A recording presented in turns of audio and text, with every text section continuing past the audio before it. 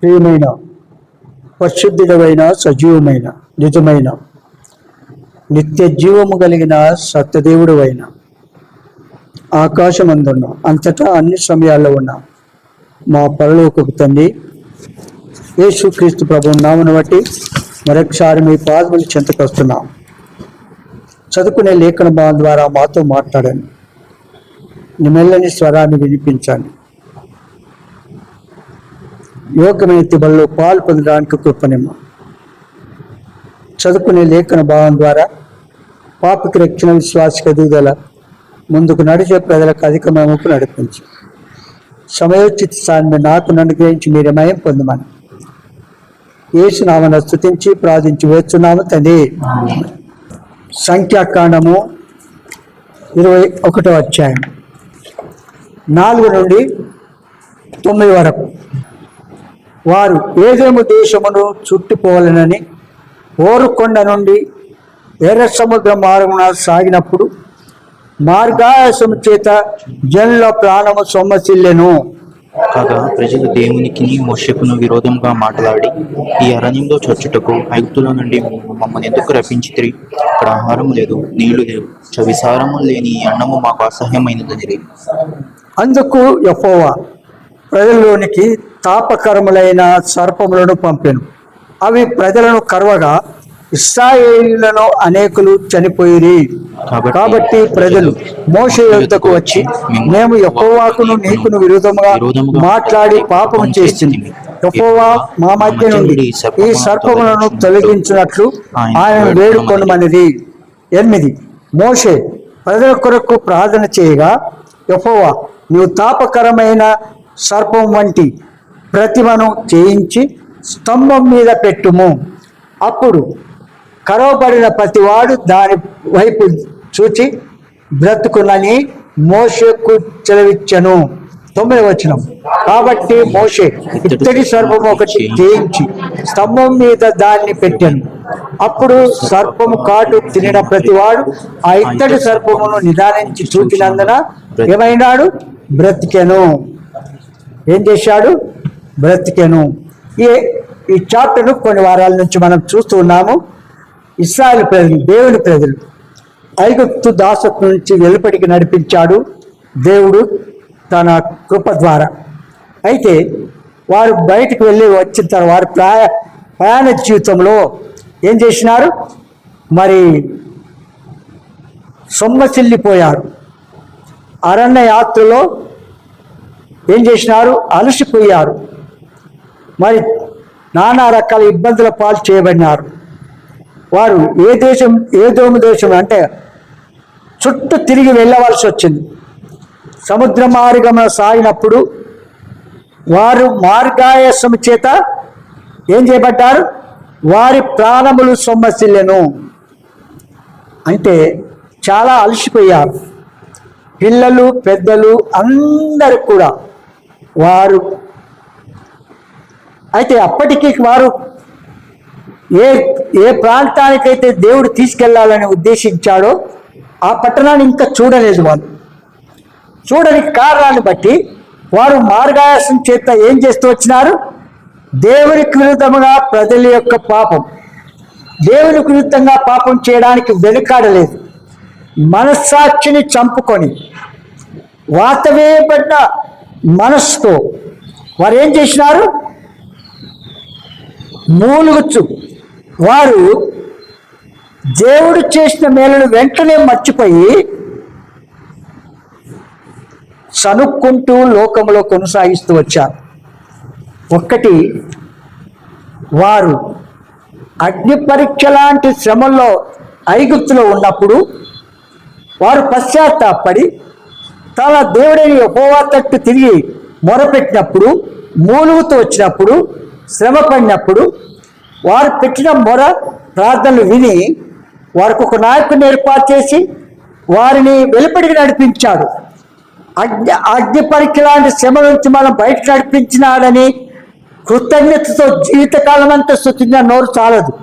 కానీ వారికి వచ్చిన కష్టాలను బట్టి ఆ ప్రయాణంలో చాలా అలసిపోయి ఏమైపోయారు? మార్గాయసము చేత దేవునికి విరుద్ధంగా, తర్వాత ప్రవక్తకు విరుద్ధంగా మాట్లాడుతూ వచ్చినారు. ఏం చేసినారు? ప్రవక్తకు విరుద్ధంగా. అందుకే రెండవది, దేవుడు ఏర్పరచుకున్న దేవుని సేవకుడైన మోషేకు విరుద్ధంగా మాట్లాడిది రెండవది. మూడవది, దేవుడు సిద్ధపరిచిన మన్నాకు విరుద్ధంగా అంటే వారిని పోషిస్తూ, దేవదూతలు తినే ఆహారంతో వారిని పోషిస్తూ ఉంటే కూడా ఆ ఆహారం ఎలా ఉందంట? సవిసారం లేని ఆహారం అంటున్నారు.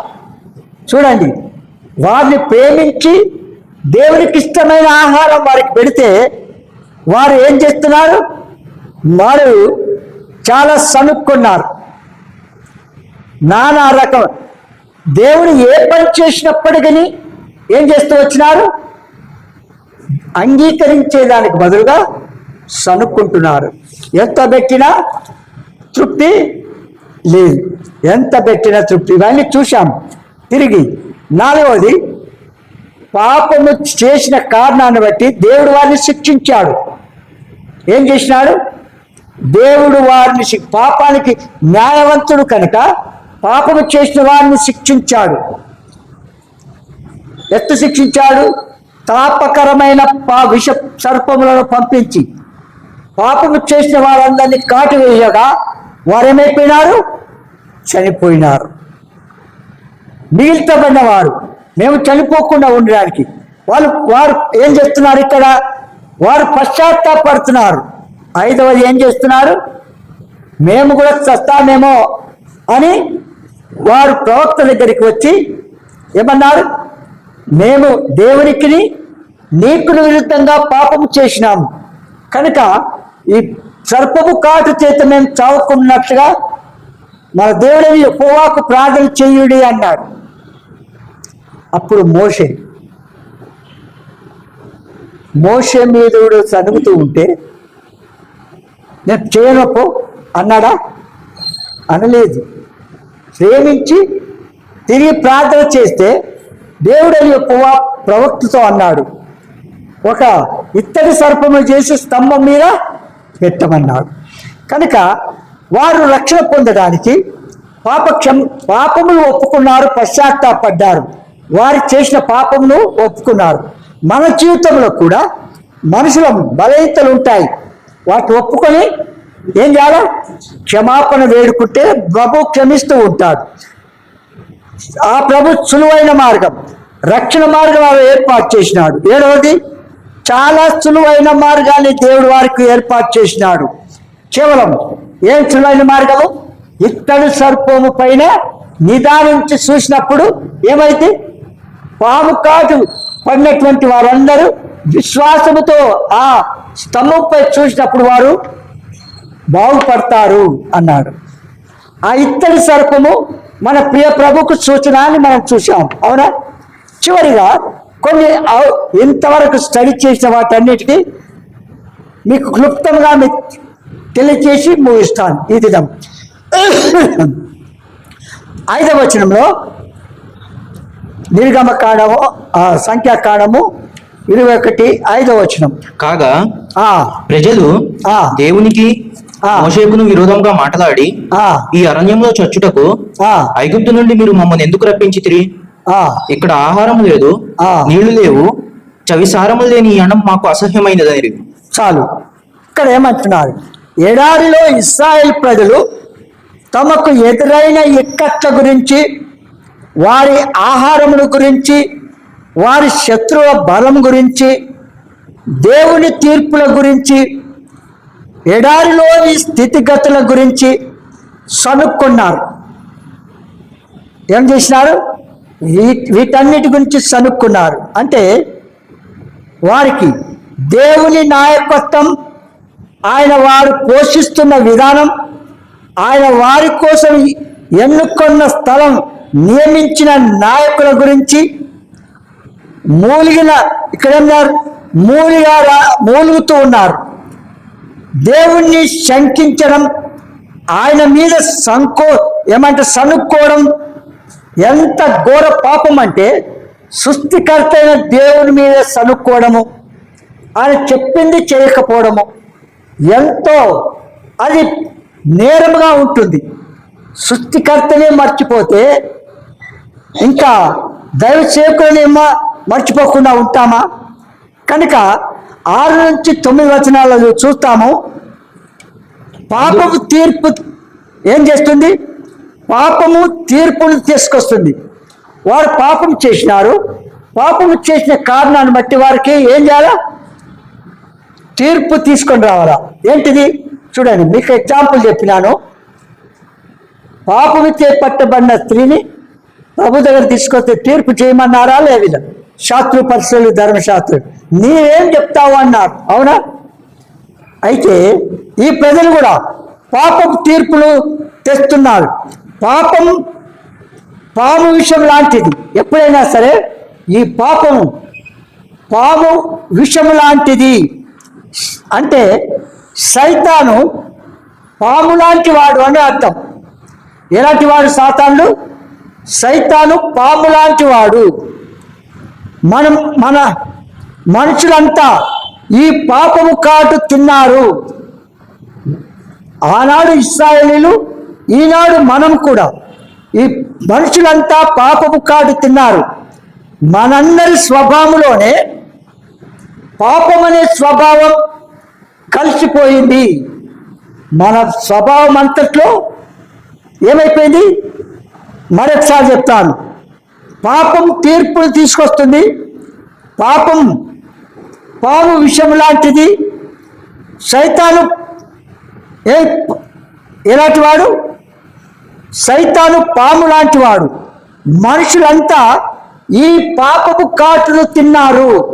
కనుక మనందరి స్వభావంలోనే పాపం అనే విషం కలిసి ఉన్నది.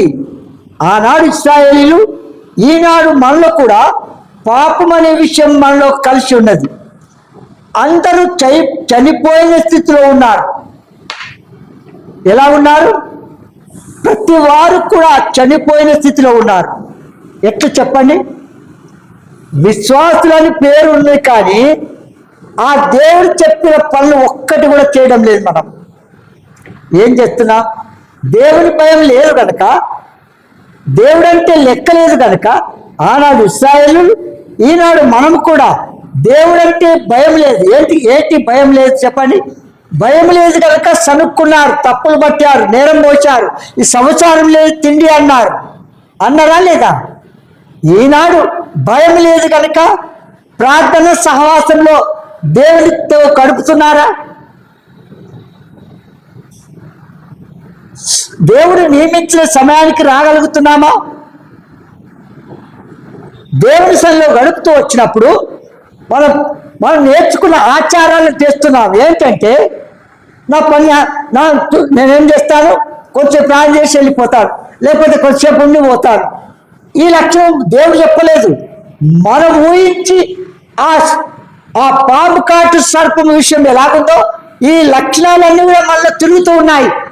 సాతాను వల్ల చేయిస్తూ ఉన్నాడు. ఒక్కడి పెట్టుకున్నాడు ఏంటి? విశ్వాసం అని చెప్పుకుంటూ ఈ పనులు చేయాలని. అందుకంటాడు ఏమంటున్నాడంటే మనందరి స్వభావంలోనే పాపం అనే విషయం కలిసి ఉంది కనుక ఆ దేవుని మాటలు లక్ష్యం చేయడం లేదు. ఆనాడు ఇశ్రాయేలు దేవునికి ప్రవక్తలకు విరుద్ధంగా ప్రవర్తించిన రీతిగా, లేక ఆయన ప్రవక్త చెప్పిన మాటలను కూడా నమ్మక నిర్లక్ష్యం చేసి కొనసాగించినట్టుగా ఈనాడు కూడా ప్రజలు అలాగనే ఉన్నారు. ఆదికాండం 2వ అధ్యాయం 17వ వచనం. అయితే మంచి చెడ్డ తెలివినిచ్చు, చూడు, మంచి చెడ్డల తెలివినిచ్చు వృక్ష ఫలములను తినకూడదు. నీవు వాటిని తిను దినమున నిశ్చయముగా చచ్చుదవని నరునికి ఆజ్ఞాపించను. ఏం చేసినాడు దేవుడు? ఎప్పుడైతే వద్దన్న పని చేస్తున్నామో అది పాపం. ఎప్పుడైతే పాపం చేస్తున్నామో ఏం చేస్తున్నాం? ఇక చూడు, వాటిని తెలియకూడదు అంటే వాటి చేయకూడని పని చేస్తూ ఉన్నాం కనుక ఒకవేళ ఆ పని చేసినట్లయితే మనం ఏం చేస్తాం? ఆ దినమందే చనిపోతాము. అంటే ఆత్మీయ లక్షణాల్లో మనం చనిపోయిన జీవితంలో ఉన్నామని గుర్తు. 3వ అధ్యాయం, అదే 3వ అధ్యాయం ఆది కాండము మొదటి నుంచి చదవండి. దేవుడైన యెహోవా దేవుడైన యెహోవా చేసిన సమస్త భూజంతువులలో ఆ సర్పము యుక్తి గలదై ఉండెను. ఎవరు? సర్పము యుక్తి గలదై ఉండెను. అది ఆ స్త్రీతో అంటేంది? సర్పము యుక్తి గలదే అంటేంది? విషపు సర్పము యుక్తి గలదే కాకుండా కాటు వేయడానికి వెనుకాడింది జీవితం. అలాంటి జీవితం కలిగిన సర్పం అన్నట్టు. అది ఆ స్త్రీతో, ఇది నిజమా? ఏమన్నాడు? మోసయుక్తమైన మాటలు మాట్లాడుతూ ఉన్నాడు. ఇది నిజమా? ఈ తోట చెట్లలో దేని ఫలములనైనను మీరు తినకూడదని దేవుడు చెప్పానా అని అడిగాను. అందుకు స్త్రీ, ఈ తోట చెట్ల ఫలములలో మేము తినవచ్చును. అయితే తోట మధ్యనున్న చెట్టు ఫలమును గూర్చి దేవుడు మీరు చావకుండానట్లు వాటిని తినకూడదనియు వాటిని ముట్టకూడదనియు చెప్పినని సర్పముతో అనేను. అందుకు సర్పము, మీరు చావనే చావరు, ఏలయనగా మీరు వాటిని తిని దినమున మీ కన్నులు తెరవబడిననియు మీరు మంచి చెడ్డలు ఎరిగిన వారై అవును దేవతల వలె ఉందిరనియు. ఎట్లా అమ్మా ఎట్లా చెప్తున్నాడు చూడు. దేవతల వలె ఉందిరనియు దేవునికి తెలియనని స్త్రీతో చెప్పగా స్త్రీ ఆ వృక్షమును ఆహారమునకు మంచిదియు కనులకు అందమైనదియు వివేకం ఇచ్చు రమ్యమైనదియు చూచినప్పుడు ఆమె దాని ఫలములలో కొన్ని తీసుకుని తిని తనతో పాటు తన భర్తకును ఇచ్చెను. అతడు కూడా తినెను. అప్పుడు వారిద్దరూ కన్నులు తెరవబడెను. వారు తాము దిగంబరమని తెలుసుకుని అంజూరపు ఆకులు కుట్టి తమకు కుచ్చడములు చేసుకునేరు. చల్లపూటను ఆదామును అతని భార్యయు తోటలో సంచరించుచున్న దేవుడిని యెహోవా స్వరము విని దేవుడైన యెహోవా ఎదుటికి రాకుండా తోట చెట్ల మధ్య దాగుకొనగా. చాలు, చూడండి. దేవుడైన యెహోవా దగ్గరికి ఎప్పుడు రావడం లేదు చెప్పండి. దేవుడైన యెహోవా ముందు రావడం లేదు ఎప్పుడు చెప్పండి. ఎప్పుడైతే పాపం చేసినారో, తినకూడదని పండు తిన్నారో, అప్పుడు దిగవ తెలుసుకొని ఆ దేవుడు పిలుస్తూ ఉంటే కూడా ఏమి చేసినారు? చెట్ల చాటు దాక్కుంటున్నారు. అంటేంది? ఒక్కసారి చెప్పండి. పాపం చేసే స్వభావం కలిగిన ప్రతి వారు కూడా వెలుగునొద్దకు రాలేరు. ఎందుకు రాలేరంటే వారి స్వభావం మరి నిలువెల్ల విషయం ఉంది. పాము కాటు చేత ఆ విష సర్పం మనలో కాటు వేసింది కనుక ప్రతి వారిలో ఈ విషయం అనేది ఉంది కనుక ఈ పాపము మనలో దేవునికి ముందుకు రానివ్వకుండా దాక్కునేలాగానే చేస్తుంది. దాక్కుంటాను అన్న అర్థం ఏంటి? దేవుని ప్రజల మధ్యలో రాలేదు, కొంతసేపు ఉన్నట్టుగా ఉండి ఏం చేస్తారు? ఎందుకు రావడం లేదు అనుకుంటున్నాం. మనం ఎవరిని కొడుతున్నామా? ఎవరిని కొట్టడం లేదుగా. ఎందుకు రాడు? వాళ్ళు విచ్చలవిడిగా తిరగడానికి, పాపులు సమకూరు నిత్య నాశనానికి వెళ్ళడానికి తమకిష్టమొచ్చిన మార్గంలో వెళ్ళిపోతున్నారు అంతే. కనుక దేవుడైన యెహోవా వారి దగ్గరికి రాగానే, వారితో మాట్లాడగానే దాక్కుంటున్నారు. ఎందుకు దాక్కున్నారు చెప్పండి? అది వరకు డైరెక్ట్గా దేవుడితో మాట్లాడిన వాడు ఇప్పుడు దాక్కుంటున్నారు ఎందుకు? ప్రభు అన్నాడు, నేను తినకూడదని తినవద్దన్న పండు మీరు తిన్నారు కదా అన్నాడు ఆదాముతో. అప్పుడు ఆదాము, నేను పెళ్లి చేయమన్నా ఆమె తెచ్చి నాకు అంటగట్టినాను. ఆమె చెప్తే నేను తిన్నాను అంటుంది. అవ్వని అడిగింది, ఎందుకు తిన్నావు నువ్వు వద్దన్న పండు అంటే, ఈ సర్పం నన్ను మోసము. చూడండి, ఒకరి మీద ఒకరు డైరెక్ట్ ఒప్పుకునేదానికి బదులుగా ఏం చేసినారు? ఒకరి మీద ఒకరు చెప్పుకుంటున్నారు. ఈ పాపము సర్పం విషయం మనలో ఉంది కనుక ఈ నెపాలు రకరకాలుగా అడుగుతూ ఉంటే ఆ విధంగా సాకులు చెప్పుకుంటూనే వెళ్తాము ఈ విషయం పూర్తిగా వెళ్ళిపోయేంత వరకు. తర్వాత ఎఫెసీయులకు రాసిన పత్రిక 2వ అధ్యాయం 1-5 వచనాలు చదవండి. మీ అపరాధముల చేతను పాపముల చేతను మీరు చచ్చిన వారై ఉండగా. చూడండి, ఏమైపోయినారు? ఈ విషసర్పము యొక్క కాటు విషము మనలో ఉంది కనుక ఏం జరిగింది? అపరాధములు పాపముల చేత మీరు సచ్చిన వారుగా ఉంటే బ్రతికే ఉన్నామంటున్నారు. అసలు పాము తల కొట్టిన తర్వాత ఏం చేస్తుంది? తోక ఏం చేస్తుంది? ఏం చేస్తుంది చెప్పండి? తోక ఆడి బతికినట్టుగా ఆడిస్తూ ఉంది, అవునా? విశ్వాసిని అని ఆడిస్తూ ఉంటాం మనం. మనకి దేవుడు హృదయ ఆంతర్యం ఎరిగినవాడు.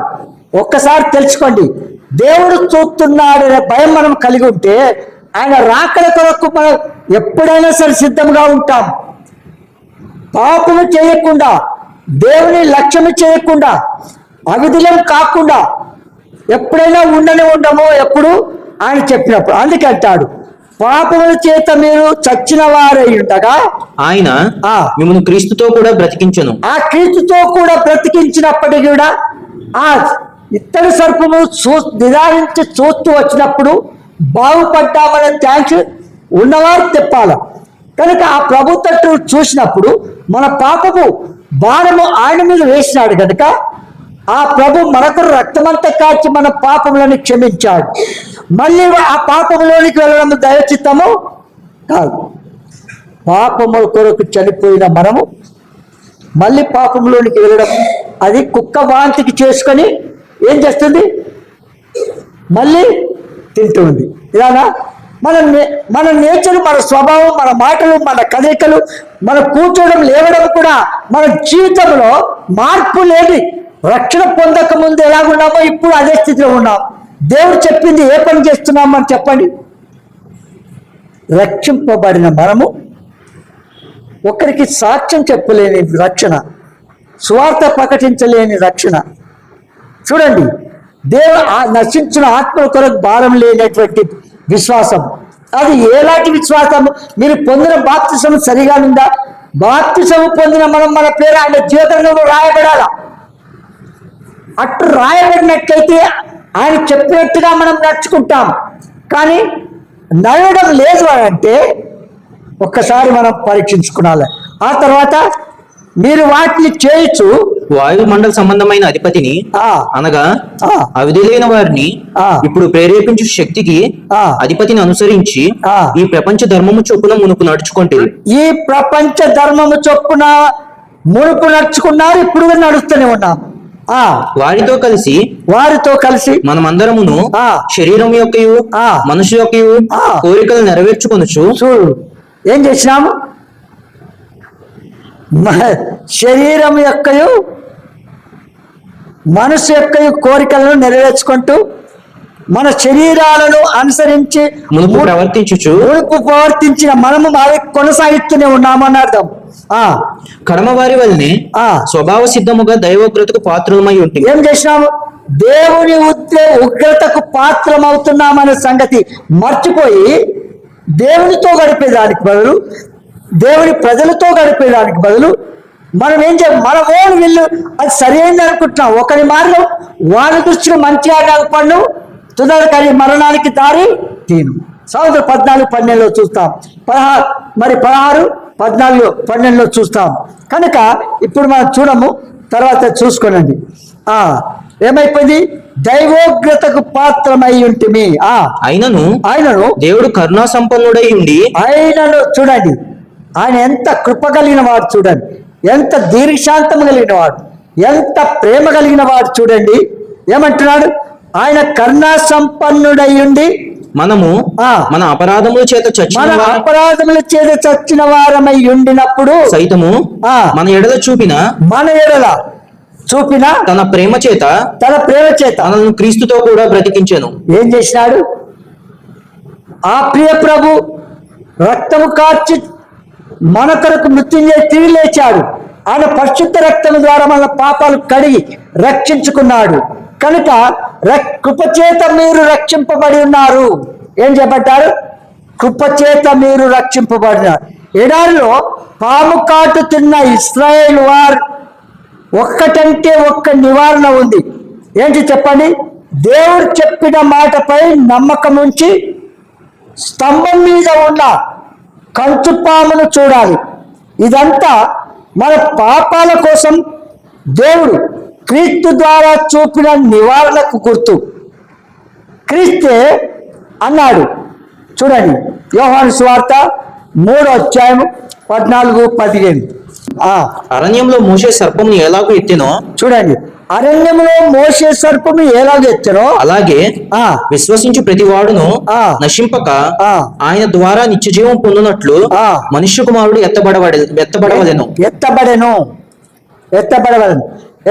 కనుక మనుష్య కుమారుడు మనం రక్షించడానికి ఏ పాపం లేని, ఏ దోషం లేని, నిష్కలంకుడు, నిందారహితుడు, నిష్కపటైన ఆ ప్రభు, పాపరహితుడైన ఆ ప్రభు సర్వ మానవాళి యొక్క పాపను తనపై వేసుకొని మన కొరకు రక్తము కార్చి మరణించి భూస్థాపతే తిరిగి లేచాడు.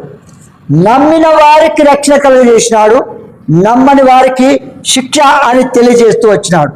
మన పాపములను ఆయన మీద వేయడం జరిగింది. ఆయన మన కోసం పాపమయ్యాడు, మన కొరకు ఏమయ్యాడు? పాపమయ్యాడు. రోమిలకు రాసిన పత్రిక 8వ అధ్యాయం 3వ వచనం చదవండి. శరీరము అనుసరింపక ఆత్మను అనుసరించి నడుచుకున్న మనమందరం మన యందు ధర్మశాస్త్ర సంబంధమైన నీతి విధి నెరవేర్చబడవలనని పాప పరిహార నిమిత్తము దేవుడు తన సొంత కుమారుని పాప శరీరాకారంతో పంపి ఆయన శరీరమందు పాపమునకు శిక్ష విధించెను. మన పాపములకు బదులుగా తండ్రి అయిన దేవుడు కుమారుడైన ప్రభు మీద శిక్ష విధించాడు. కనుక శరీరానుసారులు 5వ వచనం కదా, 5వ వచనం చదవండి. శరీరానుసారులు శరీర విషయముల మీద మనస్సుంతురు, ఆత్మానుసారులు ఆత్మ విషయముల మీద మనస్సునుంతురు. శరీరానుసారమైన మనస్సు మరణము, ఆత్మానుసారమైన మనస్సు జీవమునకు సమాధానమై ఉన్నది. కనుక ఏ మనస్సు కలిగి లోకంలో కొనసాగుతున్నాం? ఆత్మానుసారమైతే దేవుని ప్రజలతో, దేవునితో ఎంత సహవాసం కలిగి ఉంటామో అంత మేలు. వాస్తవంగా చెప్పాలని చూడండి, ప్రార్థనగానే పరిగెత్తుతూ ఆలస్యం అయిందంటే వెళ్ళి దేవుని మందిరంలో దేవుని ప్రజలతో గడిపే వాళ్ళం. ఈనాడు ఎంత హెచ్చరించినా లోబడని స్వభావం మనం కలిగి ఉన్నామంటే ఆ స్వభావం మనలో నుండి పూర్తిగా వెళ్ళలేదు అని అర్థం. చూడండి 2 కొరింథీ 5:1 చూడండి. ఎందుకనగా మనం ఆయన యందు దేవుని నీతి అగునట్లు పాపమెరుగని ఆయనను మన కోసం పాపముగా చేశాను. మన కొరకు ఏం చేయబడ్డాడు? పాపముగా చేయబడ్డాడు. కనుక ఎడారిలో ఇశ్రాయేలు వారు తమ పాపాన్ని ఒప్పుకొని సాయం కోసం మొరపెట్టినప్పుడు దేవుడు వారికి నివారణ విధానం వెల్లడించాడు. ఏంటి? 7వ వచనం. ఇప్పుడు మన పాపములకు క్రీస్తు మూలంగా కలిగే నివారణ విషయంలో కూడా ఇలానే జరగాలి. మన పాపాలను విముక్తి కోసమైన అవసరాన్ని మనం గుర్తించి విముక్తికి రక్షణ కోసం దేవుని వేడుకుంటే ఆయన మన మొర వింటాడు. శిలువ మీద మన పాపములను ధరించిన యేసుక్రీస్తు వంక విశ్వాసంతో చూస్తే చాలు మనకు పాప విముక్తి దొరుకుతుంది. అది కేవలం కృప మూలంగానే దొరుకుతుంది. నమ్మకం మూలంగా దాన్ని మనం స్వంతం చేసుకోవచ్చు. రాష్ట్ర పత్రిక 3వ అధ్యాయము 22 నుంచి చదవండి. అది యేసుక్రీస్తునందలి విశ్వాస మూలమైనది. యేసుక్రీస్తునందలి విశ్వాస మూలమైనది నమ్మువారందరికీ కలుగు దేవుని నీతి అయి ఉన్నది. ఏ భేదమును లేదు, ఏ భేదము లేదు. అందరూ పాపము చేసి దేవుడు అనుగ్రహించి మహిమను పొందలేకపోవచ్చున్నారు. కాబట్టి నమ్మువారు ఆయన కృపచేతనే క్రీస్తు యేసునందలి విమోచనము ద్వారా ఉచితముగా నీతిమంతులని తీర్చబడుచున్నారు. చాలు. కనుక ఇంకా ఎవరైనా నిజమైన పశ్చాత్తాపం లేకపోతే, నిజమైన మారు మనసు లేకపోతే, పాపములు ఒప్పుకొని విడిచిపెట్టకపోతే, యేసు రక్తంతో నీ పాపాలు కడుక్కోకపోతే, ఆ ప్రియ ప్రభు మరి నీ కొరకు దినమెల్ల చేతులు చాపుతున్నాడు. అక్రమం చేయవారి కొరకు, పాపులను రక్షించడానికి ఆ ప్రియ ప్రభు దినమెల్ల మనం పరిశుద్ధాత్మ దేవుడు మన నిజ స్థితిని ఒప్పించి విడిచిపెట్టినప్పుడు ఆ కృపగలిగిన దేవుడు మన పాపములన్నీ క్షమించి పరిశుద్ధులుగా మారుస్తాడు. ఇప్పుడు మీరు చూడండి ఒక మాట, పాము కాచే చాలా మంది చనిపోయారు. మిగిల్చబడిన వారు మాకు ప్రార్థన చేయమన్నారు. ప్రవక్త ప్రార్థన చేశాడు. దేవుడు చెప్పినట్టుగా వారు కాటు వేయబడిన వారందరూ ఆ ఇత్తడి సర్పము మా వైపు చూసినప్పుడు, నిదానించి చూసినప్పుడు వారి పాపములు క్షమించబడ్డాయి. వారు చావలేదు, బ్రతికి ఉన్నారు. ఆ విధంగానే మన ఆత్మ చావకుండా ఉండాలంటే, నిత్య శిక్ష మన పాత్ర తప్పించుకోవాలంటే యేసు దగ్గరికి, ఆయన శిలువ మరణాన్ని చూసి ప్రభు దగ్గర, ప్రభువా నేను ఒక్కడే నిజమైన దేవుడు, నా పాపములకు బదులు మీరు శిక్ష అనుభవించారు, మీరు కాచిన పరిశుద్ధ రక్తంలో నా జన్మకర్మ పాపాలు క్షమించు, నన్ను నీ కుమార్తెగా కుమారునిగా చేసుకో, నా పేరు నీ జీవగంధంలో రాసుకో, ఇక మీదట పాపము చేయకుండా మీరు నా హృదయంలో నివాసం చేసి నన్ను నడిపించండి అని తీర్మానం చేసుకుంటే ఈ దినమందే నీ పాపములు క్షమించి పరిశుద్ధుగా మార్చి నిత్య జీవానికి వారసులుగా చేస్తాను. ఇంకా ఎవరైనా ఆ పాము విషయము చేత కొనసాగిస్తున్నారా?